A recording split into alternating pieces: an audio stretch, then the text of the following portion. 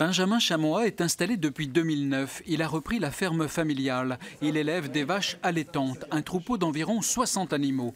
En prendre soin demande du temps. C'est beaucoup d'horaires, c'est du travail le week-end, la nuit. Par exemple, en ce moment, avec les mises bas, c'est beaucoup de surveillance la nuit. Donc on se relève plusieurs fois et puis pour vérifier que tout se passe bien. Cet éleveur vend ses vaches à des négociants, mais il souhaite dans le futur s'adresser à des bouchers afin de gagner un peu mieux sa vie.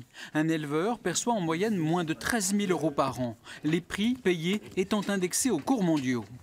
Les marchés fluctuent, quoi.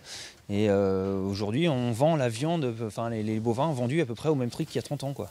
Benjamin ne comprend pas que l'on puisse importer de la viande du Canada ou d'Argentine, produite très différemment. Sur ces pays-là, c'est plus de la viande poussée aux OGM et aux hormones de croissance. Ici, nous, on sait faire des produits de bonne qualité, donc sans OGM et sans hormones de croissance. Nous, ici, on a des normes strictes, assez strictes sur le bien-être animal, sur les normes sanitaires et tout ça, tandis que sur les autres pays, c'est pas forcément les mêmes. Même dans l'Union européenne, d'un pays à l'autre, c'est pas forcément les mêmes. Et ce sont les charges aussi qui ne sont pas... Les charges ne sont pas du tout pareilles, oui. Donc c'est ce qui explique, nous, qu'on a des coûts de production assez élevés. Une ferme française moyenne, c'est environ 55 vaches. En Amérique du Nord et du Sud, les exploitations accueillent des milliers d'animaux, deux modèles économiques très différents.